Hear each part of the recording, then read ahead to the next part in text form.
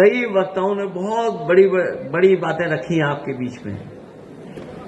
मैं उन सब से अपने आप को जोड़ता हुआ, आप सब जानते हैं तमाम राजनीतिक दल हैं, लेकिन इकलौती समाजवादी पार्टी वो पार्टी है जिसके नाम में ही समाजवाद है। जो प्रेम्बल में हमारा समाजवाद है वो हमारी पार्टी का नाम है।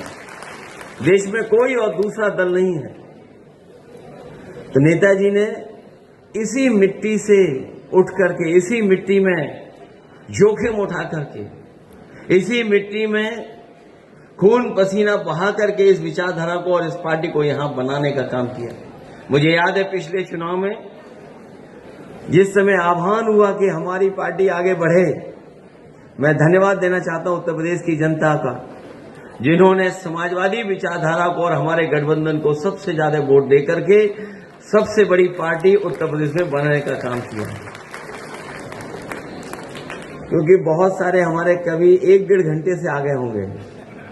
जब मैं आया इस हॉल में तभी मैंने देखा कि हमारे सभी कवि लोग यहां पर मौजूद थे, क्योंकि उनको बहुत लंबा कहना भी है।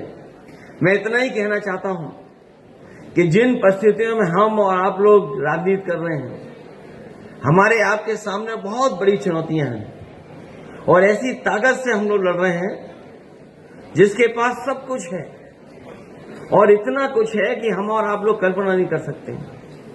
वो अपनी बात को सही साबित करने के लिए उन्हें अगर कुछ भी किसी का भी सहयोग लेना पड़ेगा तो वो लेने का काम करते हैं। अभी हाल ही में आपने घटना देखी होगी जिस समय लोकसभा में बाबा साहब भीमराव अम्बेडकर जी के सम्मान में सभी दल के लोग एक हो गए और सत्ता में जो दल है उनके होम मिनिस्टर से माफी मांगना चाहते थे कि माफी मांग लें। आपने वो देखा होगा टीवी पर भी कि घटना को कैसे बदला उन्होंने। शायद जो सांसद लोग चोट खाए हैं वो हमारे बड़े बड़े एक्टरों को फेल कर चुके हैं। जो हमारे फर्रुखाबाद वाले सांसद हैं वो सर्टिफिकेट वाले सांसद हैं। वो वोट वाले सांसद नहीं है, जीते नहीं है, वो सर्टिफिकेट दिया गया है। और मैंने कई मौकों पर कहा कि अगर उन्हें इलाज की जरूरत हो, दवाई की जरूरत हो, तो जो सांसद नहीं बने हैं वो एक अच्छे डॉक्टर हैं, वो फ्री इलाज करा सकते हैं उनका।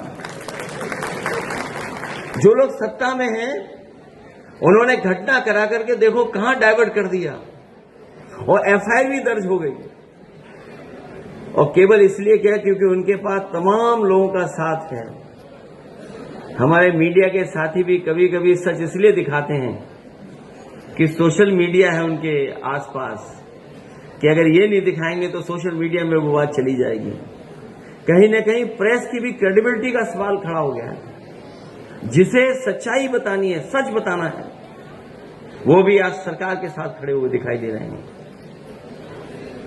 मैं एक ही बात कहना चाहता हूं, जो सत्ता में होता है वही तानाशाह होता है। ये बात हम लोगों ने बहुत पुरानी पढ़ी भी है, देखी भी और समझी भी है। रामायण में भी रावण तानाशाह था, वो राजा था। महाभारत में भी कंस और दुर्योधन राजा था, वो तानाशाह था। हम लोगों ने रामायण में भी पढ़ा है, महाभारत में भी पढ़ा है कि तानाशाह बहुत दिनों तक सत्ता में नहीं रह सकता है। अंततः तानाशाह को जाना ही पड़ता है। जो तानाशाह सरकार में आज बैठे हैं, हो सकता है उन्हें लगता हो कि सरकार उनकी चलती रहेगी, लेकिन जनता भी देख रही है और समझ रही है। अभी तो लोकसभा में हिसाब किताब किया है, अभी जब विधानसभा का चुनाव आएगा तो न जाने कौन सा परिणाम आएगा, उनका पता ही नहीं लगेगा। इसलिए मैं आप सबका धन्यवाद देता हूं, क्योंकि कवि लोग बैठे हैं।